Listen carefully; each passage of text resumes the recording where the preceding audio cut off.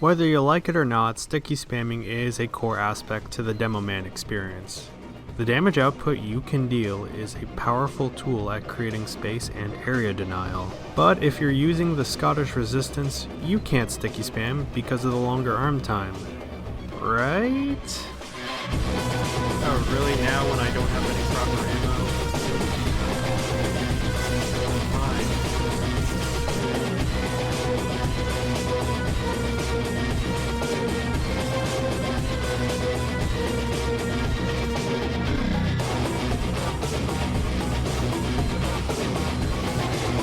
Well then, so you can sticky spam with the Scottish resistance? I mean, it is no stock sticky launcher, and it is definitely not a quarterback launcher, but the ability to sticky spam still exists within the weapon. And in this video, we're going to go over how to better understand how it works, when it should be used, and why you should use it if you fully want to utilize the SR. So when you fire your SR bomb, you have to wait a bit for your bomb to wake up. How long does this take? Well, the wiki says about 1.72 seconds. The math says it should be 1.5 seconds, and someone reached out to me and said it's actually 1.6 seconds. Regardless of what the actual number is, the window of time you'll need is roughly going to be 2 seconds, whereas with stock, your window is about 1 second. What does this 1 second of impact roughly equate to? The best way to think about this isn't in terms of a side-by-side comparison of the two arming. Instead, think about this. In that 1 extra second, how much distance can an enemy close in on you, an objective, a health pack, etc. The key to understanding the limits of sticky spamming with the Scottish resistance is to understand the effective range of the SR. Now that might not make sense off the bat because in theory the SR's effective range is kind of infinite, but what I'm talking about is if you shoot out your SR bomb while holding down your det button, how far is it going before it blows up? In this comparison, you can see the distance between you and your target. It has to be further away than the sticky bomb launcher's range. Meaning that with stock, you can spam back an enemy at a closer distance, whereas with the Scottish resistance, the enemy has to be further back before you can start fighting back. But if the enemy is in that effective range, or they're just standing still and they give you that time for your bombs to arm, then sticky spamming at them is a legitimate option with the Scottish resistance. Because of the extra distance, you will need to begin to, say it with me, anticipate enemy behavior. You don't want to always shoot where the enemy is, but rather where the enemy will be. And because of this rule, you might need to arc your shots by angling your shots a bit higher up in order to get your bombs to sync with the enemy's location. This won't be an easy task, and it will take a lot of practice. You are, after all, trying to make efficient use of an inefficient concept. So while the mechanics of how Scottish resistance sticky spam basically boils down to understanding effective ranges and a bit of predicting enemy movement, there is, however, another tactic to keep in mind when sticky spamming with the SR. And that is, even if you fire out your bombs all willy-nilly, you don't have to detonate them on the spot.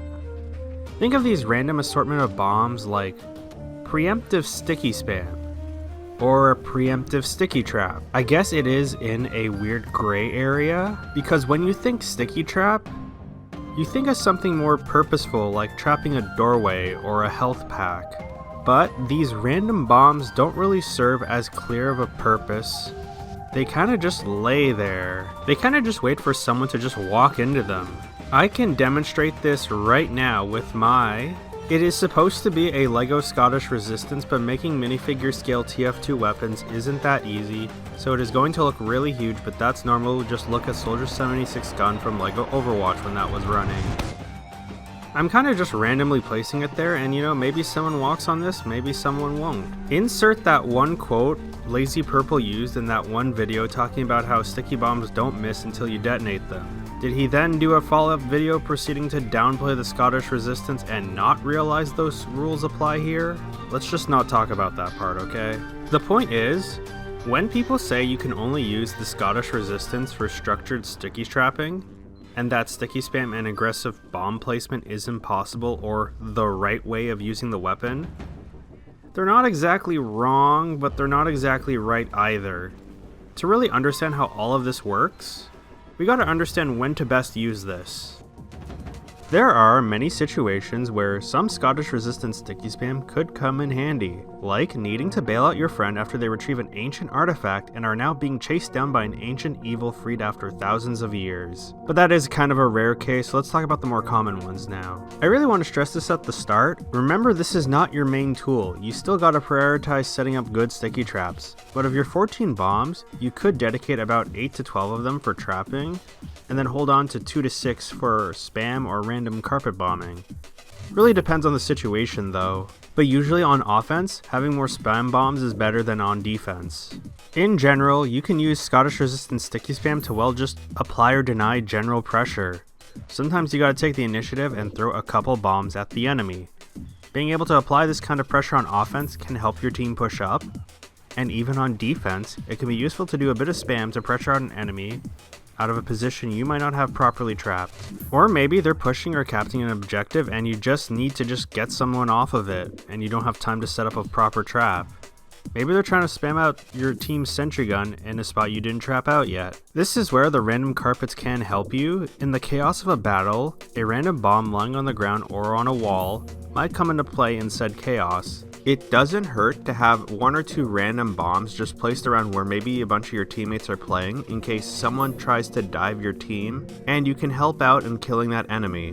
Remember, this is like sticky spam, but you're doing it ahead of time. Try and identify locations or just general areas where there's going to probably be a lot of enemies playing around here, and try and throw a couple bombs in that area to increase your chances of potentially hitting someone. So I want you to start taking note of whenever you're using this weapon, or just in general in TF2, where enemies like to position around when they're trying to push or hold an area.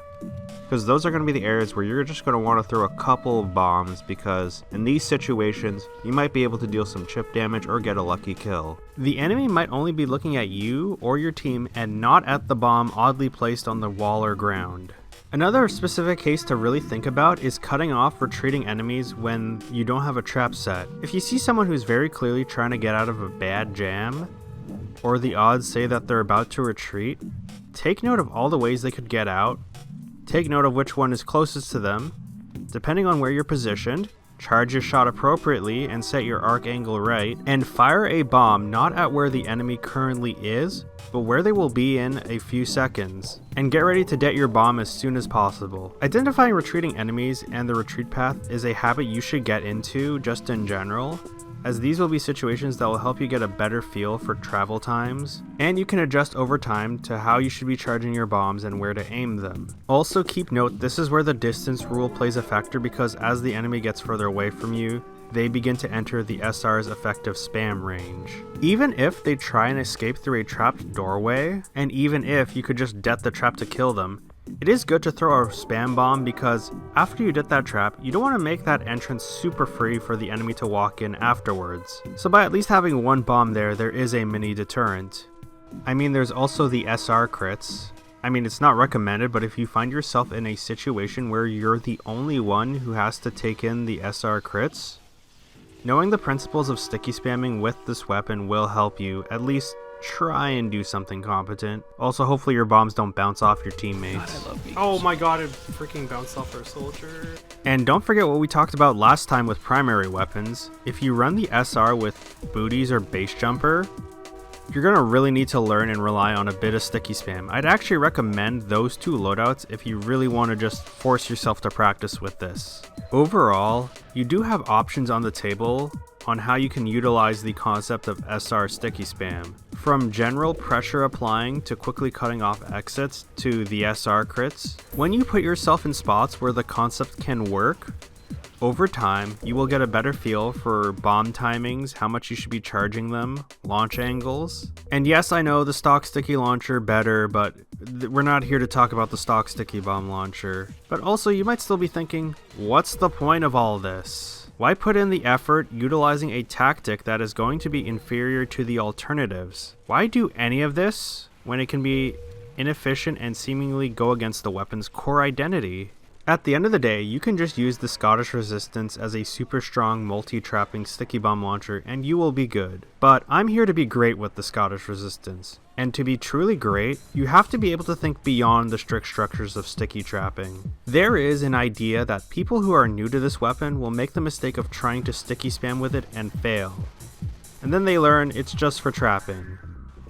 However, the concept of sticky spamming with the weapon inherently isn't the problem. It is an issue of knowing how to use it and when to use it. The Scottish Resistance is supposed to be a thinking weapon as much as it's supposed to be a trapping one. Think about how you can take a weapon that comes with certain expectations and bring out an angle that the average player won't see coming. When an enemy player has to play against you, the SR demo, they will expect usual trap spots if they're smart enough. They'll just expect you to play really defensive with sticky traps in general and passive. That is why you need to think of creative trap spots, but also why you have to throw a new angle of unexpected aggressive pushback. As much as you can react to the decisions of an opponent, the power of selective detonation gives you the window to dictate the fight as much as you react to it.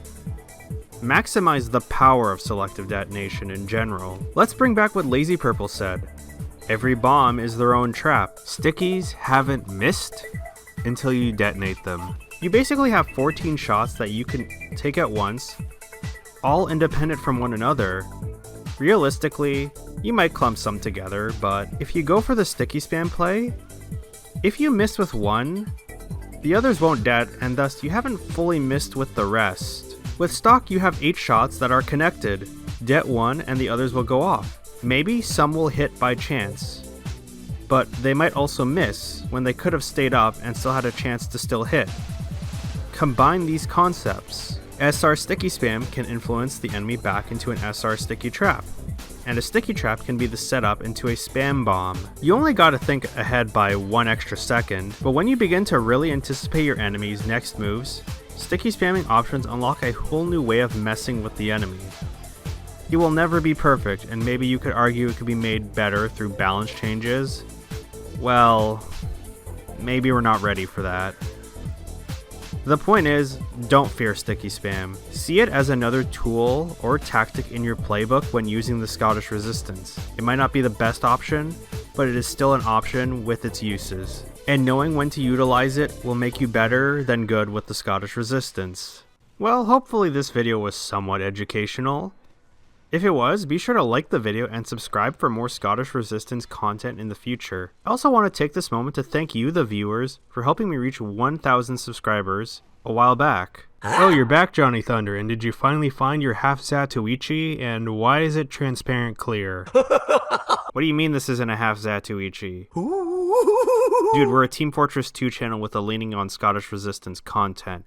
Nobody knows what you're talking about right now. Oh, this again. This is why you consult Dr. Kilroy before going off on an adventure. Well, let's just use the lessons we learned in this video, I guess. Just gonna hit him with a spam bomb, and he might land into that random bomb I placed earlier.